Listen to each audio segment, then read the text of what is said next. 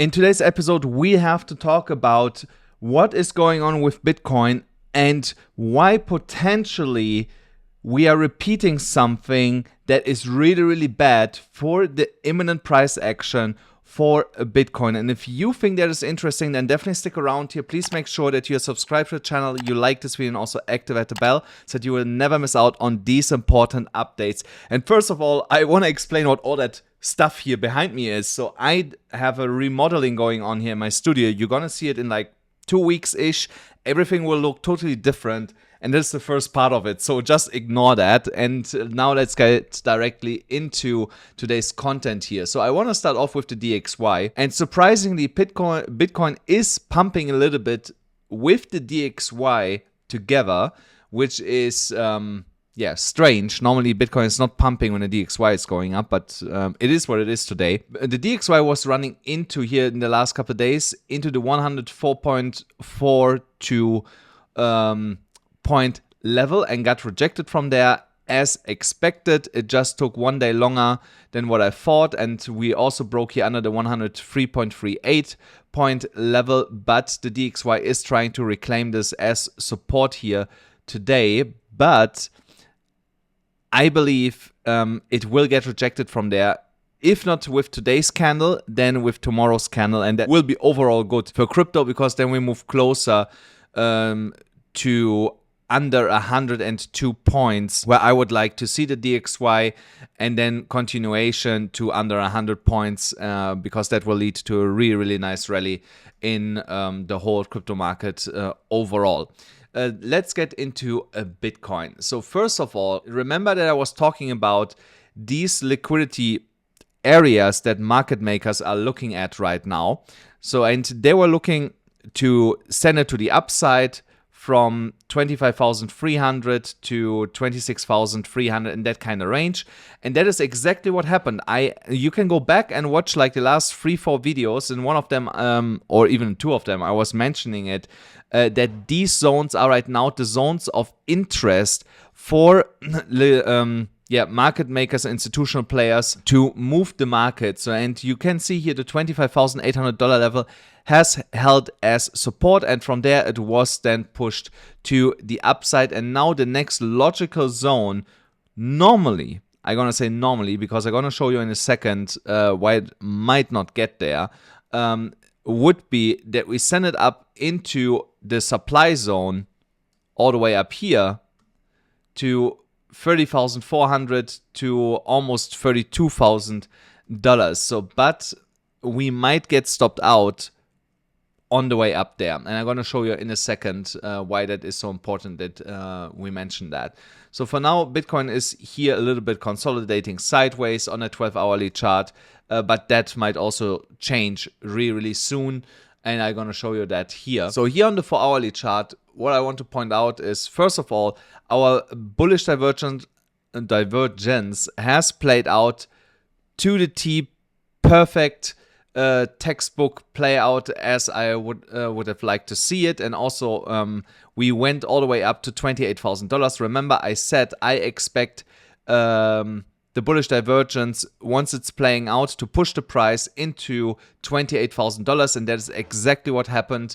So congratulations if you were able to take that trade 2 days ago, I think, when I mentioned it.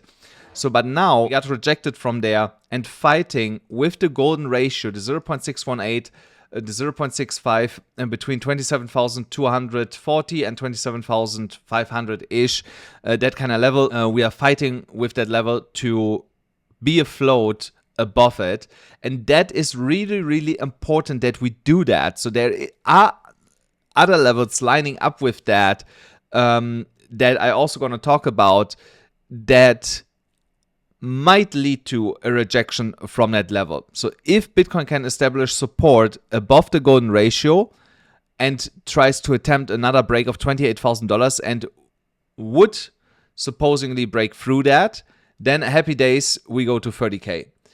If not, if we cannot reclaim the golden ratio as support, then we should get ready for another retest of here $26,700, because it was here resistance, Here we broke the resistance, so it should act now. Let me make it just a little bit shorter. It should act now as support when we come back down. So these two scenarios are the most likely to be playing out here right now.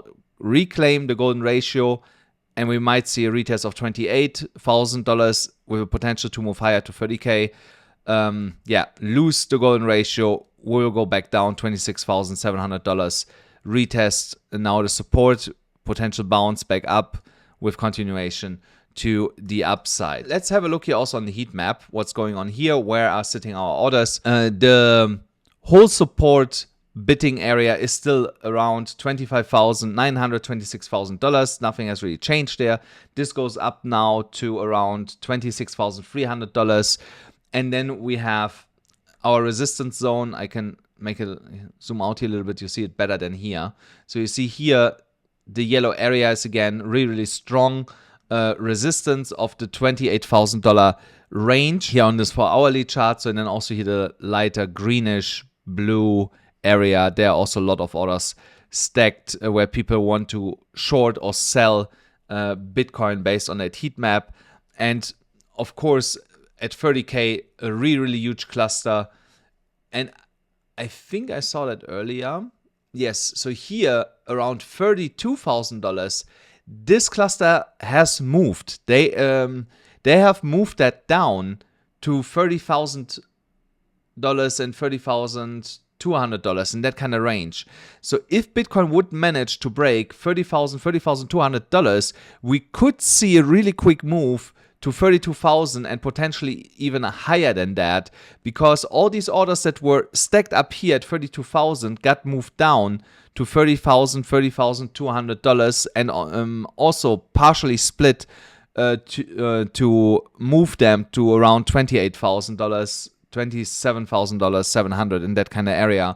Are all these orders now stacked? So now, with that knowledge, we have to understand, if we would see a break of $30,000 and we would break through that sell wall, that the CME gap, that the next one that is above us and still unfilled is still at $34,400, $35,180 here on the CME chart. And that goes all the way back from last year, May. And yeah, we never came back to that. So there is still a high probability that we're going to see that gap filled this year and don't have to wait for that until next year, but only if we see, of course, now a really strong move here to the upside.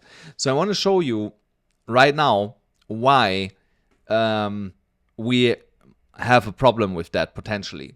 Here on the daily chart, we have the 200 moving average, and you see the Bitcoin price action gets rejected right now from the 200 moving average, and that is really bad, because we have to stay above the 200 moving average so that we can continue to go to the upside. So if we close today's candle under the 200 moving average and tomorrow's candle is not pushing above that, then we also will get rejected from the golden ratio, and then exactly what I said is going to play out, and we will go to $26,700, which is also here a clear support level with that W pattern.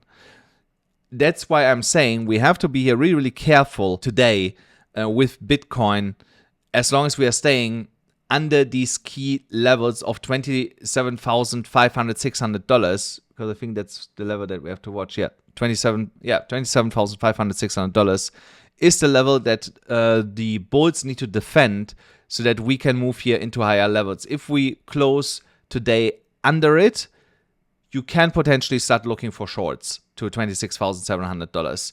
If we close above that, you can then start looking for longs, and for both applies the same thing. If you want to short that, put your stop loss slightly above the 200 moving average, and if you want to long that, put it slightly below the 200 moving average. So a target to the upside for me would be like 28,000, basically the top from the candle 2 days ago, $28,200 If we break through that, then the next one would be $28,700 for target to the upside, and again $26,700 for a downside target.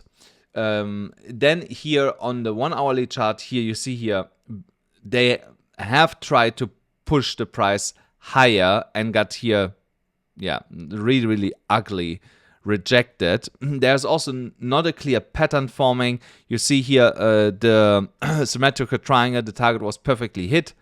Also here, congratulations to everyone that was able to take that trade when I pointed it out. So and here, what I would be watching here, yeah, so if the price action can stay above that trend line here for another, let's say 2 hours, you could also consider longing Bitcoin. And also, of course, we have to stay above the EMA ribbon. So, but that is a little bit more risky. Personally, I'm not trading like that, just that you know. But there is it flagging? No, not really, because of here, that outlier to the upside. So here is no clear pattern right now on the 1 hourly chart. So either you wait for a better pattern, or you, like I said, you wait for the 200 moving average for the daily close to see what's going to happen here. But here I would definitely wait like an hour or two to see what's going to happen, because it looks like that now, where is it? That all the way up might be now a supply zone, a small one. Yeah. That it makes sense that there is one. So here's definitely a supply zone, and it's coming from here. So there you see it. There, the price action also got a perfectly bounce from there. So there is definitely interest in that area. So we just stepped into it, got immediately rejected from there. So in that area goes from $27,600 to $27,800. So yeah, unless we are breaking through that area, we should not looking for longs unless you want to scalp this from that trend line into that zone. Otherwise, stay away from it. So that's basically it already for today's episode, guys. Don't forget, if you want to trade, do that on a Bybit. A link is in the pinned comment below and in the description below. You still get $30,000 if you use that specific link here. And if you want to learn how to trade and how I analyze the markets, go to my website, AMCrypto.us. There you can buy my course and learn directly from me how to be successful in this volatile market. Don't forget, guys, smash up the like button, hit the subscribe button, hit the notification bell, and I see you then again tomorrow.